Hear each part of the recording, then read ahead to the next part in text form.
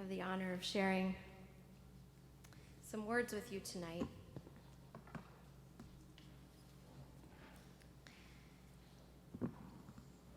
Shema Yisrael Adonai Eloheinu Adonai Echad.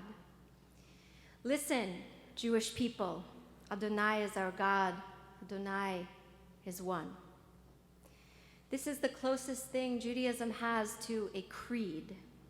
We sometimes call it a declaration of faith, but it is an imperative, a command to listen, to hear. The connection between the first and second parts of this one line, which come from the Torah itself, Deuteronomy chapter 6, verse 4, is not entirely clear. Why doesn't the text simply say, Adonai Eloheinu Adonai Echad, God is our God, God is one? It seems like the statement of faith, God is one, is somehow dependent on our listening. For thousands of years, this line has been recited by Jews at prayer in the morning, at night, at the beginning of the journey of Jewish learning as a child, and when death is imminent. The imperative Shema is in singular form. Each of us is obligated to hear, to listen. What does this mean? How can we best follow this central command? Tonight, I want to explore three possibilities. 1, listening to the wisdom of the past. 2, listening in the present to create better relationships. And 3, listening to ourselves. With these three ways of listening to the past, listening to each other, and listening within ourselves, we bridge Shema, Yisrael, and Adonai Echad. When we listen, Shema, to the past, we are better able to listen in the present, to nurture our relationships with one another, Yisrael, and be more honest with ourselves. And when we're fully present in our listening, we can recognize the sacred connection between all human beings and all of creation. We can experience the connection, the interconnection, the unity of which we are all a part. Adonai Echad. Listening to the wisdom of the past. Tonight we've gathered both here in the sanctuary and virtually in greater numbers than we ever do throughout the course of the year for the Kol Nidre service. We have come to call this Erev Yom Kippur service Kol Nidre, even though the chanting of Kol Nidre is only one part of what we do this evening. It is Kol Nidre, the haunting, evocative melody which calls us here to begin the unfolding drama of Yom Kippur. The melody transports us back in time and connects us to the generations that have come before us. It stirs our souls and opens our hearts to a wellspring of emotion. The words, an Aramaic legalistic formula about the nullification of vows, are almost beside the point. It is this particular melody, which was composed in 1880 by Max Bruch, which calls us home. What does this melody that we heard so beautifully tonight evoke for you? Perhaps it transports you to years past and reminds you of your connection to generations past. Countless Jews across millennia and across the world have listened to Kol Nidre, and their hearts have been open to the possibility of teshuvah, return, and transformation. It calls us home. In 1913, the great German Jewish philosopher Franz Rosenzweig, who planned to convert to Christianity, entered a Berlin synagogue on Kol Nidre, intending it to be his farewell to Judaism. Not long after Yom Kippur, he wrote to a friend, "After prolonged and, I believe, thorough self-examination, I have reversed my decision. It no longer seems necessary to me, and therefore, being what I am, no longer possible, I will remain a Jew." So having heard this melody tonight, which cries out to us and often enables us to cry each year, we can certainly imagine the power it held to open the heart of Franz Rosenzweig to his truest self and reclaim his Jewish identity. listening to melodies that transport us through millennia and connect us with the people, the stories, the longings, the joys, and the losses of those who came before us, can help us better cultivate our ability to listen in the present. Perhaps being rooted in ancient wisdom can serve to quiet our noisy minds and tether us to meaning and values which transcend the immediate moment. Just as music can transform, transport, open, and heal us, so too listening to the voice of another can transform, open, and heal both the listener and the speaker. The first line of the Shema is followed by V'ahavta, in which we are instructed to place these words upon our hearts, Al levavecha. A Hasidic story recounts a student asking his Rabbi why the verse instructs us to place these words upon our hearts rather than place these words in our hearts. The Rabbi responds, it's because as we are, our hearts are closed and we cannot place the holy words in our hearts. So we place them on top of our hearts, and there they stay until one day the heart breaks and the words fall in. To bring our whole selves to listening to another, we need to bring hearts open enough to break, open enough to let the words, the needs, the fullness of the other enter in. This can transform us, it can transform the other, and when we are open enough to another person that our hearts stretch and break from our listening, it can actually bring us both to a new kind of wholeness. And while listening, we may not have said anything at all. That can be uncomfortable for us. The second paragraph of the Shema, traditionally recited every morning and evening, tells us, V'haya im shamoa tishma'u et mitzvotai. If you will listen, truly listen to my mitzvot, you will have enough rain and the crops will grow. If you do not listen, the rain will stop and the crops will die. In a literal sense, this is an oversimplistic and theologically troubling view of reward and punishment, not reflective of how we experience reality. And for this reason, the Reform movement has omitted that paragraph from the liturgy. But for today, let's explore it, what wisdom it can offer about listening. Think of a time when you felt deeply listened to. Who was listening? How did you feel?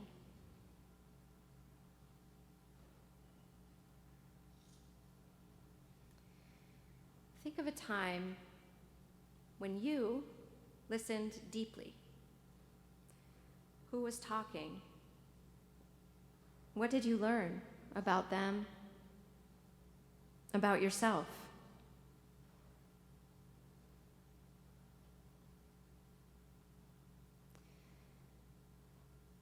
Think of a time when you did not listen fully. Think of a time when you were not listened to. How did you feel?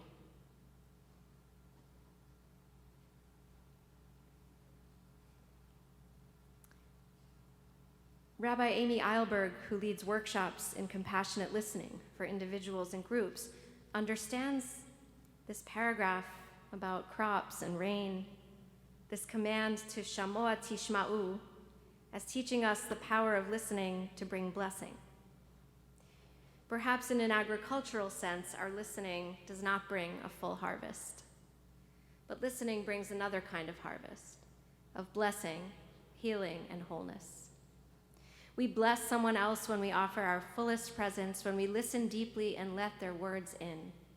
And we are blessed when someone offers the same. And what can grow in the space of blessing? Everything.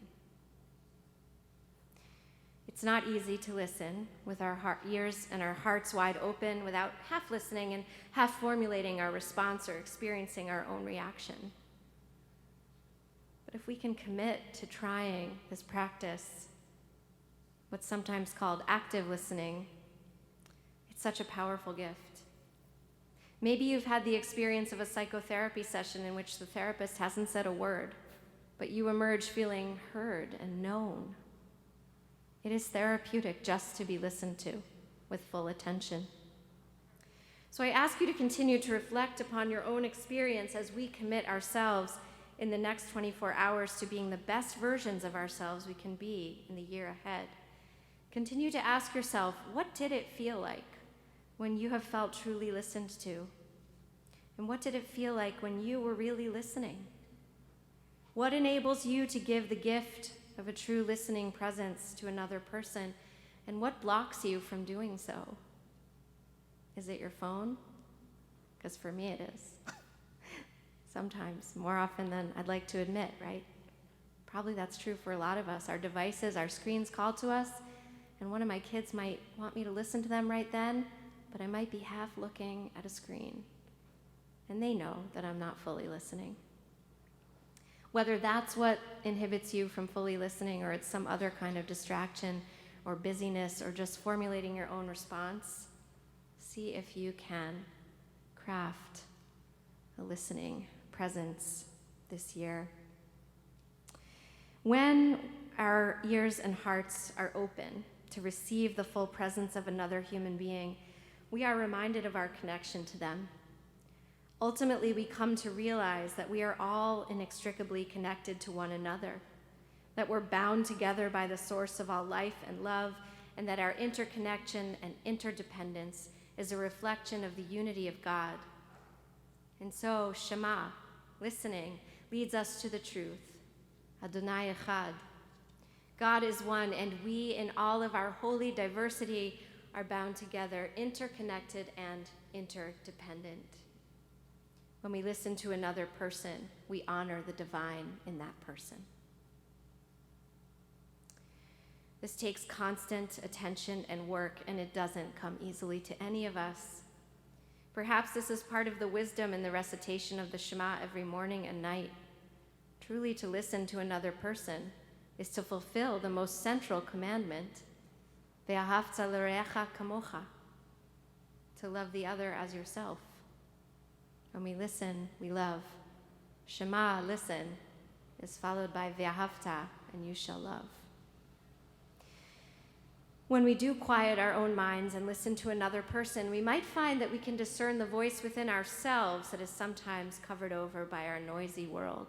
Our minds might be noisy, and our external world is often very noisy. In the Unatana Tokef prayer, which we recite on Rosh Hashanah and Yom Kippur, we chant, Uveshofar gadol yitaka, vekol dmama daka yishama.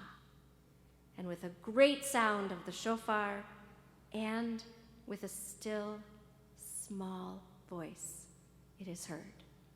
Hine yom hadin, here is the day of judgment. The image of the still, small voice comes from the book of Kings. The prophet Elijah wants to connect with God. And the text reads, there was a great and mighty wind splitting mountains and shattering rocks by the power of Adonai. But God was not in the wind.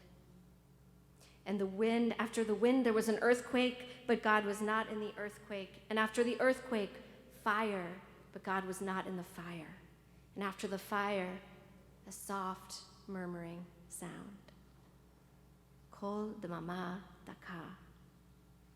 When Elijah heard it, he wrapped his mantle about his face and went out and stood at the entrance of the cave. Then a voice addressed him. Why are you here, Elijah? Elijah was able to hear a very quiet voice. He must have been quiet enough to listen. And when he did, he was able to connect with truth and wisdom, with God. That still small voice is often what we most need to hear, but we need to make space and silence in order to let it be heard. The grandeur of Yom Kippur, with its soaring melodies and dramatic imagery and ritual, ultimately asks us to remember to get quiet enough to hear the still, small voice. That's where our truest self is. That's where God is. How can we quiet ourselves so that we can actively listen to that voice? It can be scary to hear that still, small voice. We want to sometimes close ourselves off from it. We want to keep the noise going so we don't hear it. When we're quiet enough to hear the beating of our own hearts, we are in touch with our vulnerability, our fragility. It's so easy and so tempting to ignore that still small voice within us. But when we quiet down, when we pay attention, we can open ourselves to creativity, to openness that can enable us to bring our own unique gifts into the world. Steven Spielberg remembers, "I was taught by my mom and dad that in Judaism, the most important prayer is the Shema. It was taught to me from childhood that the most important thing I could do as a Jew was to listen. This wasn't a way for my parents to say, 'I know more than you,' and they didn't mean that I needed to listen to them. They meant, listen to yourself. Listen to those little whispers that we tend to not to want to hear because they're too soft, and we tend to listen to the shout, not the whisper. So listening carefully," said Steven Spielberg, "was what I was taught all my life." And we know how that turned out pretty well. Mm-hmm. When we listen, whether to music, to another person, to the sounds of the natural world, or to ourselves, we can recognize and honor the oneness of all creation. In listening, we experience the unity at the heart of the universe. To truly listen, to connect with each other and this world in its beauty and brokenness, is to hear the voice of God. In the coming year, may we listen. Listen, O Israel, and may we hear the God which transcends and binds us to one another. Shema Yisrael, Adonai Eloheinu, Adonai Echad.